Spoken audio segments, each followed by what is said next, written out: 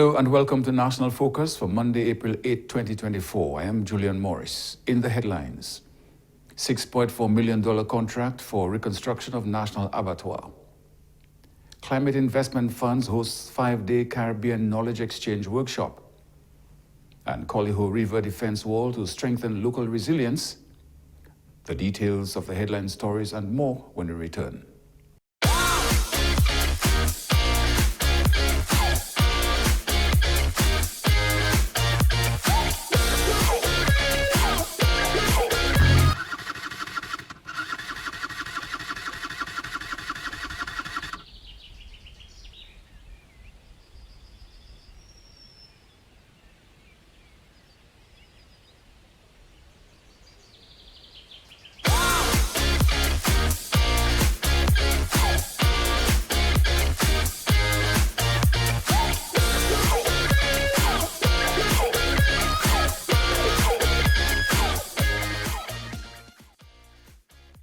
Ride safe, wear a helmet, safer roads in the nature aisle. This message was brought to you by the government of the Commonwealth of Dominica.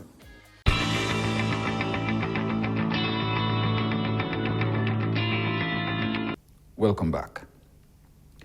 Government has signed a $6.4 million contract with Regional Contractors, Inc. for the reconstruction of the National Abattoir.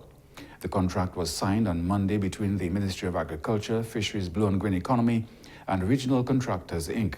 in the sum of $5,004,133.03. The additional $1.4 million will go towards the purchase of equipment. Currently, the activities at the abattoir are suspended to facilitate pre-construction works and the planned construction. The workers at the abattoir are reassigned to other activities within the ministry, and special arrangements are being finalized with the owner of a private abattoir to purchase the birds from farmers who would normally produce for the national abattoir. It also provides the ministry with the opportunity to build capacity of our local producers to do their own processing, and we will support them under our agribusiness component we launched sometime last week. The project is expected to last 12 months and executed in 2 phases. Phase 1 will see the finalization of designs with all specification and technical documents, and Phase 2 will be the actual construction to be implemented within 9 months.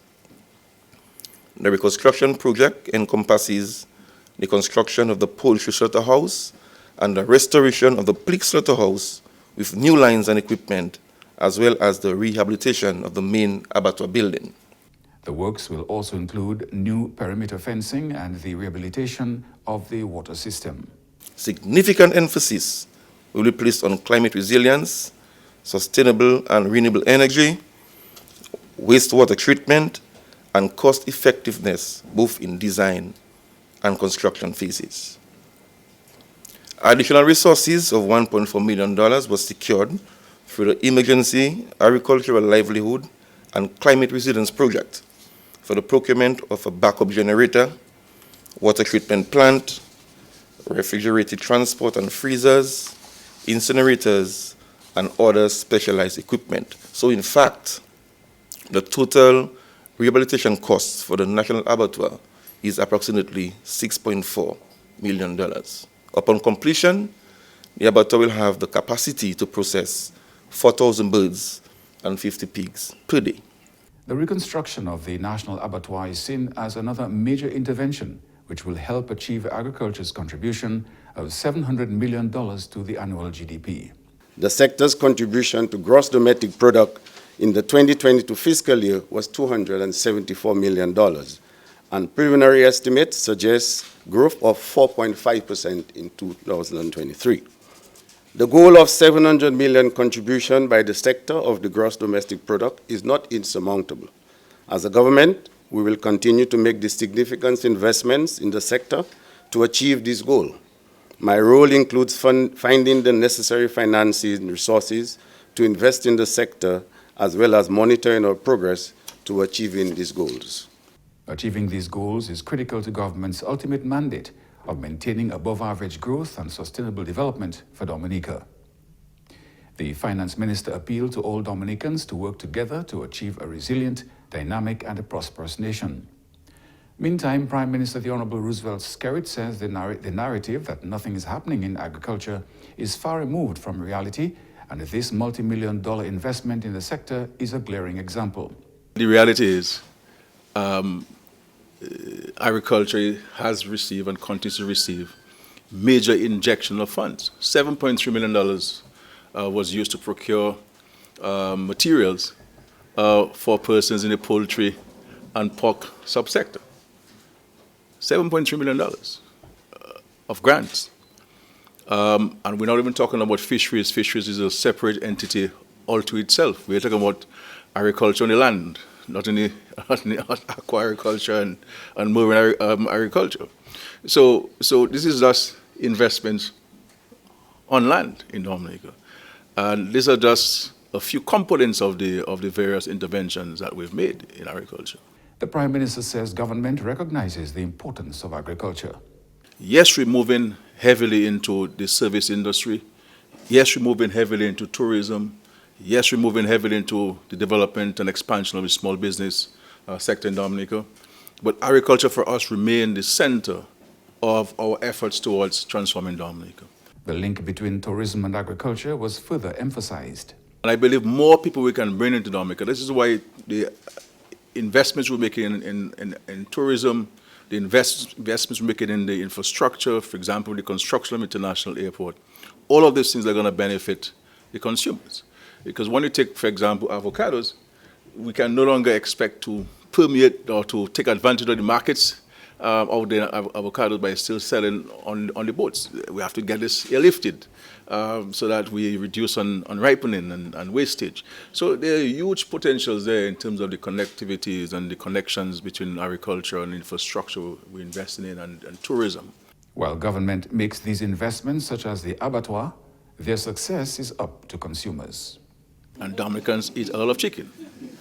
And we import chicken from other parts of the world. And the reality is, what we get, it'll take 6-7 months before it gets to us. And sometimes, usually, we in the small islands get the lower grade chicken. But when you buy a chicken parts from the abattoir, you're guaranteed that you'll get the top quality chicken, fresh. So in terms of slaughtering and getting onto your plate, talking about a few days. And so one can appreciate the impact on one's health in Dominica. And of course, we know what we are feeding the chickens with. We know how much antibiotics we give them. So we have control and knowledge of all of these elements. And so it's important for us to recognize the importance of the investments in the abattoir. But for the abattoir to be successful, we, the consumers of Dominica, have to procure the meats. It is expected that consumers will support local initiatives by purchasing and consuming locally grown food. Are you making a concerted effort to purchase locally produced items? If we go to the supermarkets and demand locally produced items, then we will see them stock up on the shelves. And so it is matter for us now in Dominica to consume what we grow so that we can build capacity. Because every time we buy a pound of chicken that's imported from Brazil or elsewhere in the United States, these are jobs we're exporting. And it's a foreign exchange that we are allowing to leave the country. And if we allow too much of a foreign exchange to leave our country, because in Dominica we have zero foreign exchange restrictions. Other countries in the Caribbean, if you're to repatriate $500, you have to get an approval from the Ministry of Finance of those countries, because they want to ensure that they don't have a challenge to their central banks. But so it's important for us to understand that as consumers, Dominicans, we have to consume more of what we grow. The Climate Investment Fund, CIF, in collaboration with the World Bank and the Inter-American Development Bank, is currently hosting a 5-day Caribbean Regional Knowledge Exchange and Results Closeout Workshop. The CIF portfolio in the Caribbean has reached a mature state, including the completion of projects in all 6 small island developing states, including Dominica, Jamaica, St. Vincent and the Grenadines, Grenada, Haiti, and St. Lucia. The 5-day workshop aims to take stock of the results achieved, showcase the CIF innovations, discuss challenges faced during implementation, promote knowledge sharing, and compile lessons learned from the 15 years of implementation in all 6 countries. Over 40 participants are expected to take part in a variety of activities for the duration of the workshop, including high-level panel discussions and field visits to see the impacts of climate resilience projects in Dominica. I'm hopeful that at the end of this 4-day workshop that we will share and ensure that we do get the benefits of knowledge across the region. I think it is of no coincidence that we do have this close-up workshop here in Dominica, because we have been hit for many moons with massive weather events that have reshaped our entire physical infrastructure, but also our human capacity to respond to these disasters. And so I'm really delighted that Dominica is one of the 6 countries that participate in this program, because we need to improve data collection as you did to climate change. Also, how do we analyze that data and how do we share it? And also, how do we create innovative ways to deal with the ever-changing global environment? Minister Frederick says this project helped with the establishment of Dominica's climate resilience strategy. We developed our own strategy on the island, and it led to the country's low carbon climate resilience strategy. So it clearly articulates the mainstreaming of climate resilience across government departments. Our country portfolio, approximately $21 million, it aimed to look at climate change impacts such as flooding, landslides, climate proofing infrastructure, and also how do we improve the collection of data. And we do have a project right here, the DVRP, that really captures all of those critical points. Meanwhile, climate resilience lead at the CIF, Mr. Emmanuel Quadio, says this workshop will help them develop strategies for the future. This closed-up workshop focused on SAFE 15 years of experience, designing, implementing, and generating lessons learned from its pilot program for climate resilience with PPCR, and also collaborate on perspective for the future.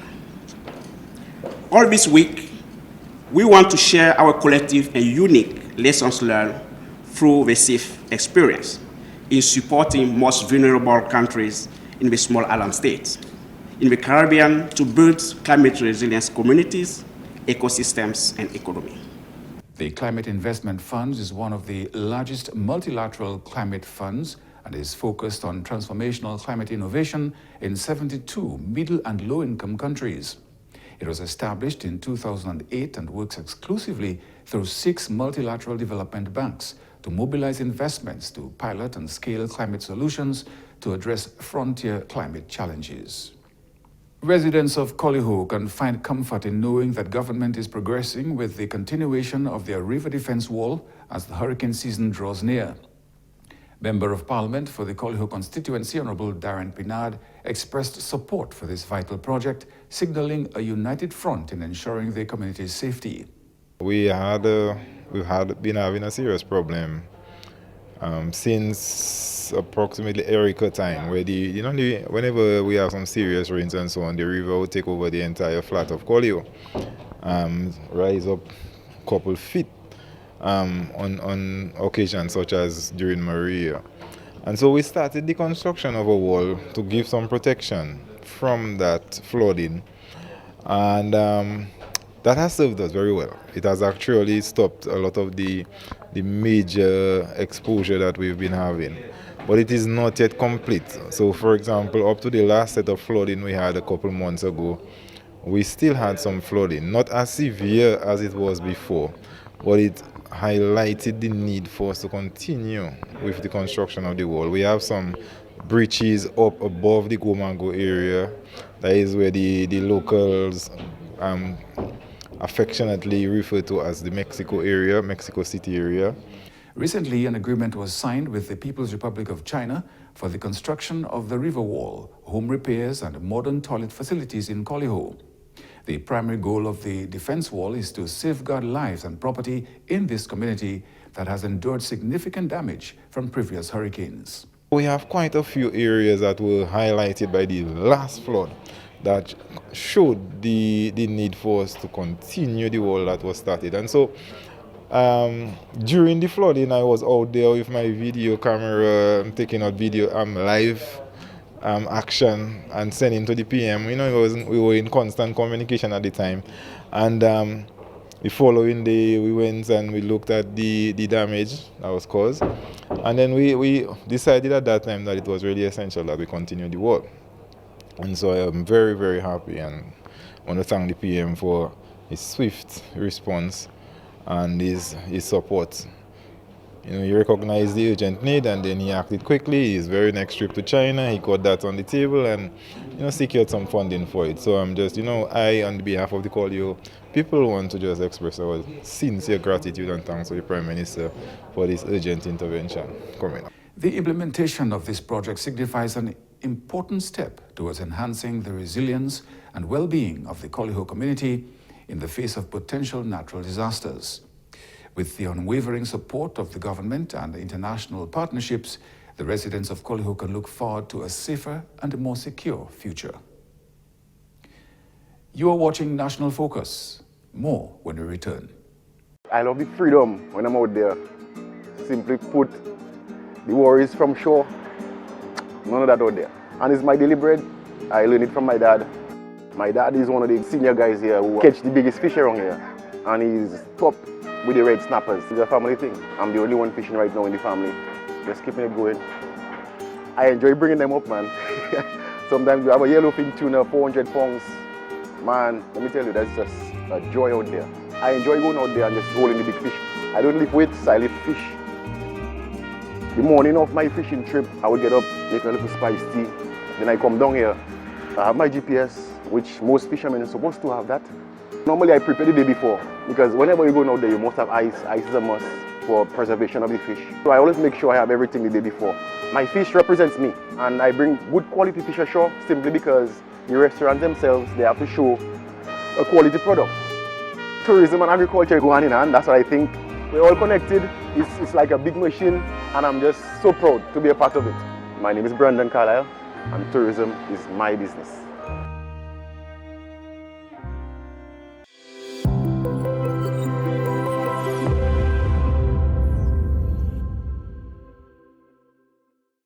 Welcome back. Advancing forward on Dominica's largest contracted project to date, work on the Dominica International Airport remains in full swing. The airport holds the promise of a brighter future, offering a wave of new job opportunities for the people of Wesley and the nation as a whole.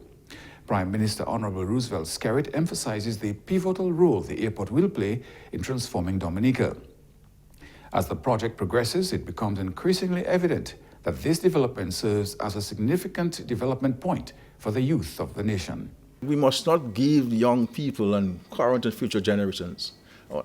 It's first time you come to my press conference, so I'm not addressing you directly, I'm addressing the nation, okay?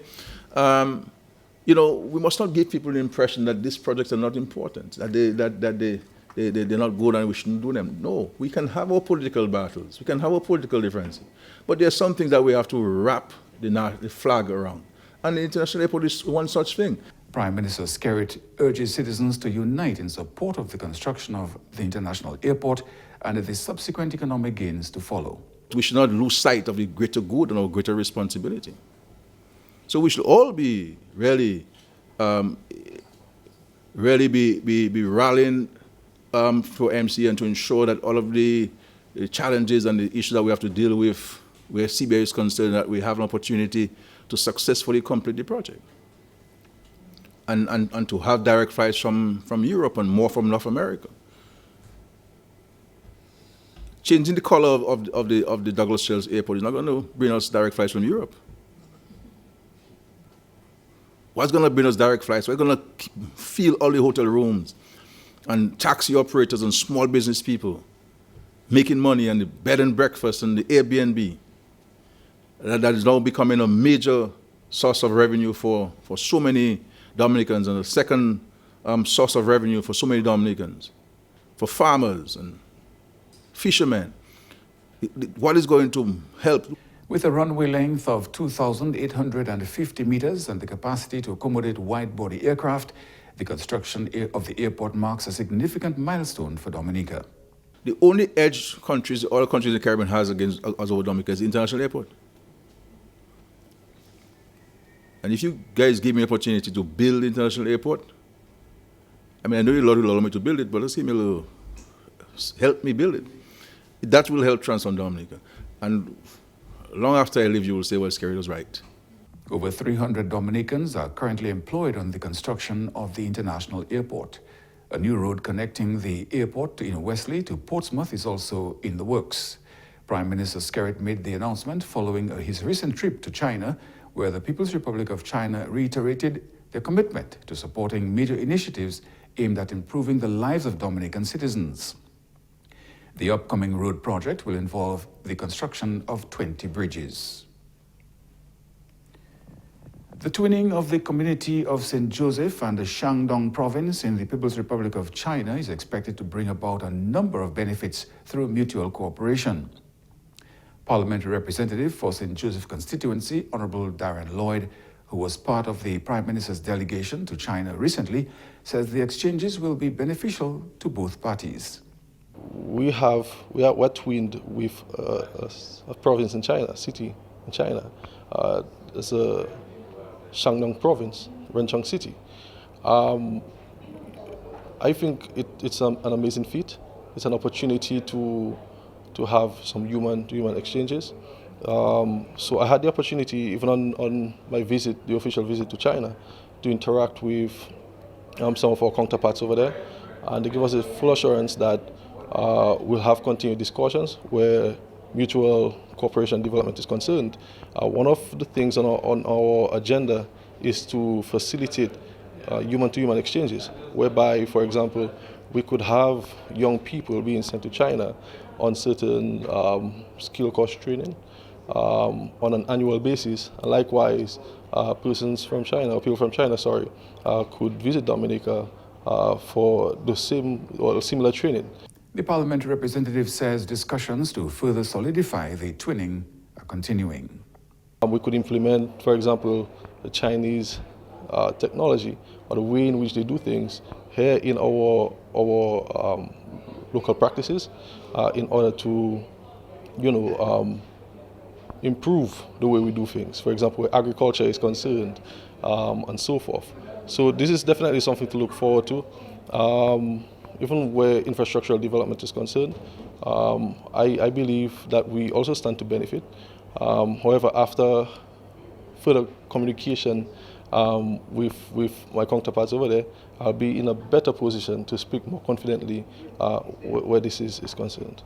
Meantime, sports remains one of the important aspects of development in St. Joseph constituency. St. Joseph, as you know, is a sporting constituency.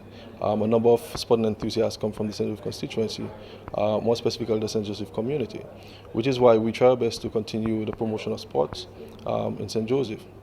Not too long, for example, we have seen the commencement of restoration works taking place at the St. Joseph playing field. I have already received the estimation of the completion of those works. It is our intention to ensure that this work is completed within the course of this year, or this fiscal year, in order to continue improving sports in the St. Joseph constituency. The Honorable Darren Lloyd Football League has become a huge part of sports development in the community. We have seen the commencement and conclusion of the Honorable Darren Lloyd Football League that was reintroduced to the St. Joseph community, which had a lot of profound positive impacts among the young people of the St. Joseph community. So we have seen tremendous progress and development where sports is concerned. We continue our best to try to develop sports in that regard.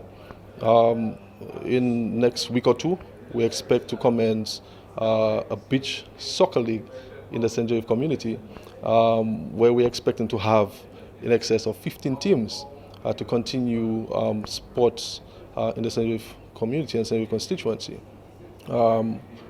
We have already started working on the designs of the mirror playing field, whereby we can try to develop this facility where we can get more of our sports enthusiasts in that community actively involved in sports.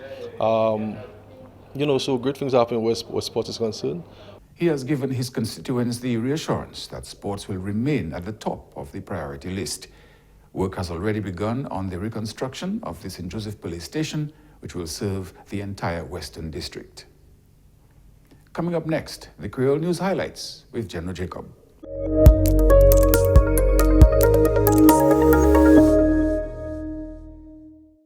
Bienvenue à ce nouveau en créole, nom Monsieur General Jacob. Ministre agriculture signé un contrat et Regional Contractors Inc.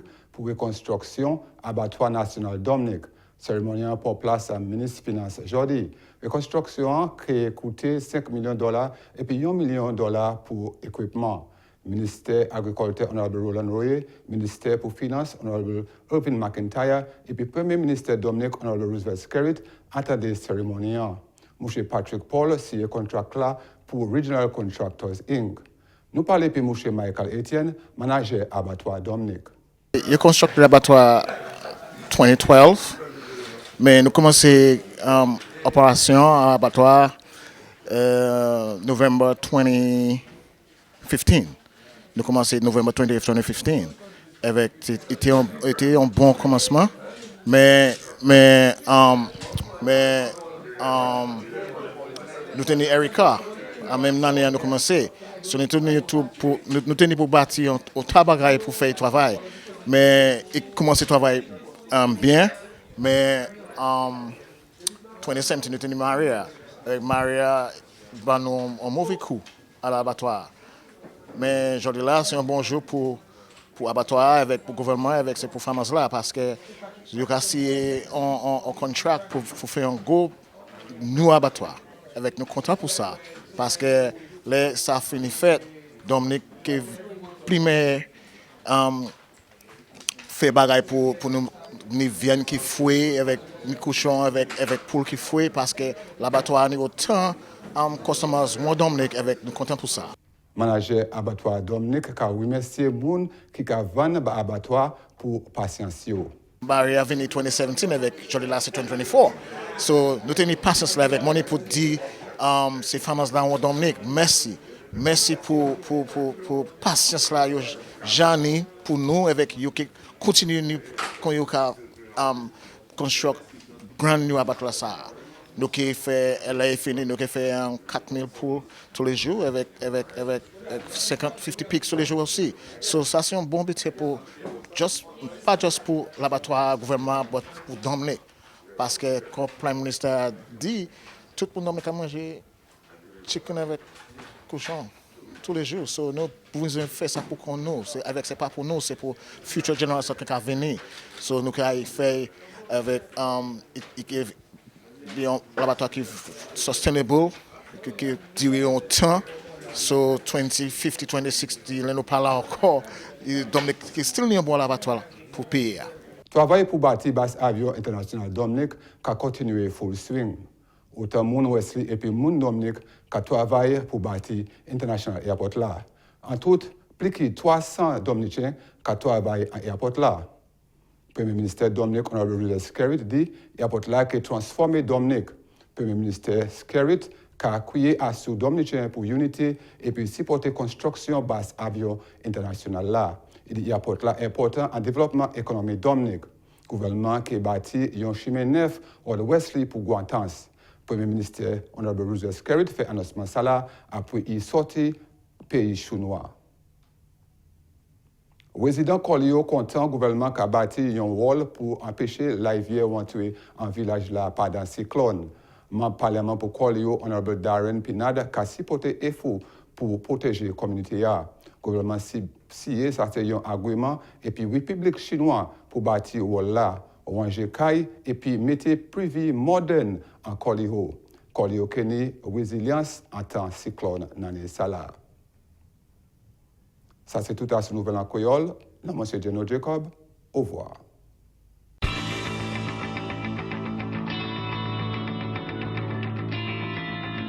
And that's all for this edition of National Focus. Be sure to follow GIS Dominica on Facebook, YouTube, and on Twitter. You can also drop us an email at gis@dominica.gov.dm. From all of us here on the GIS News Production team, I am Julian Morris. Thank you for watching.